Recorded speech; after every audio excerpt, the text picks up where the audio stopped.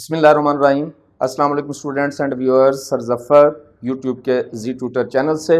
Topic है हमारा अजारादाराना firm का तवाज़ुन लेकिन ब्रेक इवन की सूरत में। स्टूडेंट, इससे पहले मैं मुकम्मल मुकाबला के तहत तमाम सूरतें बयान कर चुका हूँ।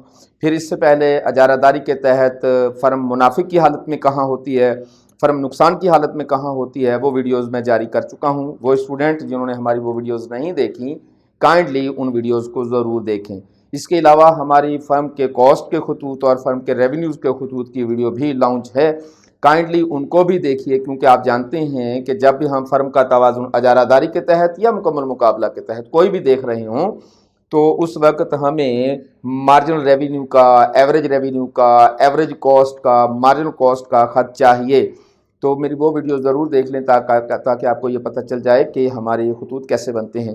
इसके अलावा जब मैंने मोनोपोली के तहत सबसे पहली वीडियो जो कि मुनाफे की सूरत में है, वहाँ कंपैरिजन भी किया है मुकम्मल मुकाबले का और अजारादारी का, काइंडली वो वीडियो भी ज़रूर देखें हमारी पहले, तो ताकि आपको समझने में मज़ीद आसानी हो। तो चलते हैं टॉपिक की जानिब स्टूडेंट।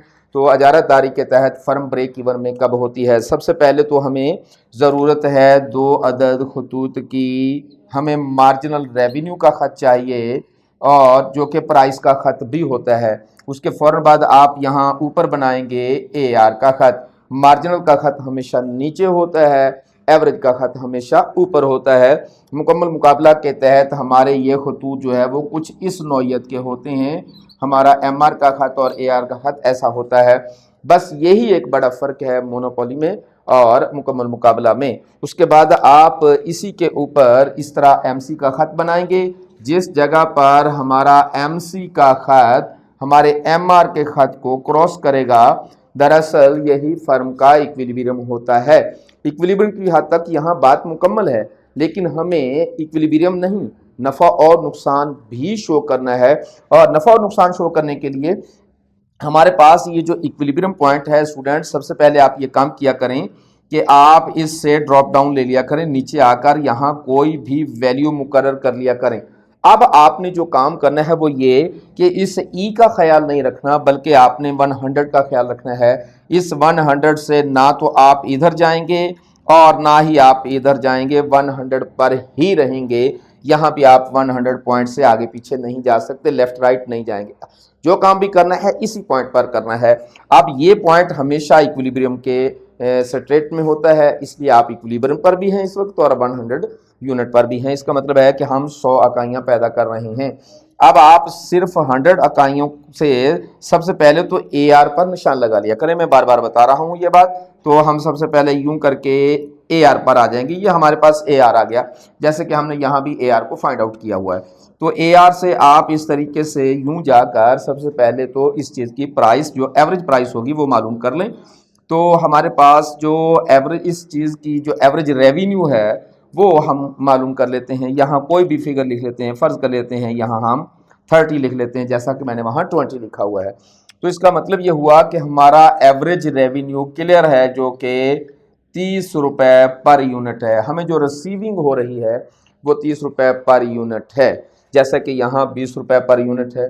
अगर हम फर्म का नफ़ा मालूम करना चाहते हैं तो हमारा जो AC का ख़त है, जो कि इस शेप का होता है, आप जानते हैं हमारे पास अभी बनेगा। तो स्टूडेंट, अगर हम मुनाफा हासिल करना चाहते हैं तो AC का ख़त किसी और जगह पर होगा। नुकसान शो करना चाहते हैं AC का ख़त किसी और जगह पर होगा। और ब्रेक इवन शो करना चाहते हैं तो AC का ख़त कहीं और होगा। क्योंकि आज हम ब्रेक इवन पर हैं, लिहाजा सबसे पहले तो हम ये बता दें आपको कि ब्रेक इवन का ख़त किस जगह से गुजरेगा। ब्रेक इवन का ख़त हमारा यहाँ से गुजरेगा। जब आपने मुकम्मल मुकाबला के तहत देखा तो हमारा ब्रेक इवन का ख़त E से गुजर रहा था। दरअसल उस वक्त E से नहीं गुजर रहा था, वो दरअसल उस वक्त AR से गुजर रहा था। ये हमारा AR जो था यूं करके, या इससे जो गुजर रहा था हमारा खत, वो असल में AR से गुजर रहा था, इक्विलिब्रियम से नहीं गुजर रहा था। तो आज हम AR से गुजारेंगे अपने इस AC को, यूं करके हमारा AC का खत बन जाएगा। तो अगर आप गौर से देखें तो 100 पर स्ट्रेट ऊपर जाकर AR पर जाएं। इस वक्त मैं AR पर हूं, तो AR जो है वो 30 रुपीज़ है। इसका मतलब है कि एवरेज रेवेन्यू मेरा 30 है। अब 100 पर ही ऊपर जाकर हम AC चेक करेंगे। इस वक्त मैं AC पर आ गया तो AC भी 30 है। तो इसका मतलब यह हुआ कि जो मेरी कॉस्ट है 30 रुपीज़ वो एवरेज रेवेन्यू के बराबर है, जो दोनों 30 हैं। अगर आप इसको माइनस करेंगे तो हमारे पास जो प्रॉफिट आएगा हम लिखेंगे एवरेज प्रॉफिट, तो हमारे पास 0 आएगा। अगर आप टोटल प्रॉफिट लिखना जो कि 0 होगा, इसका मतलब यह हुआ कि अगर हमें एक इकाई से प्रॉफिट 0 मिल रहा है तो हजारों इकाइयों से भी 0 ही मिल रहा होगा। तो स्टूडेंट जब आप ब्रेक इवन बना रहे होते हैं तो ख्याल सिर्फ इतना रखना है कि आपने AR 100 से AR पर जाया करें, AR पर एक पॉइंट लगा लिया करें, आपने AC इधर से गुजारना है तो ये ब्रेक इवन हो जाएगा। अब हम यहाँ ज़रा कंपेयर करके देखते हैं कि अगर हमारा ये AR है इस वक्त, अगर आप यहाँ से गुजर जाएंगे ऊपर से तो कॉस्ट ऊपर चले जाएगी, लॉस होगा। इनके दरमियान से गुजर जाएंगे तो ब्रेक इवन होगा, और इससे नीचे गुजर जाएंगे तो हमारा ये प्रॉफिट होगा। स्टूडेंट मैं इन तमाम को एक ही वीडियो में भी कवर करने की कोशिश करूंगा इंशाअल्लाह ताला अज़ीज़ बहुत जल्द। तो स्टूडेंट यहाँ हम देख रहे हैं कि हमारा नो प्रॉफिट नो लॉस है।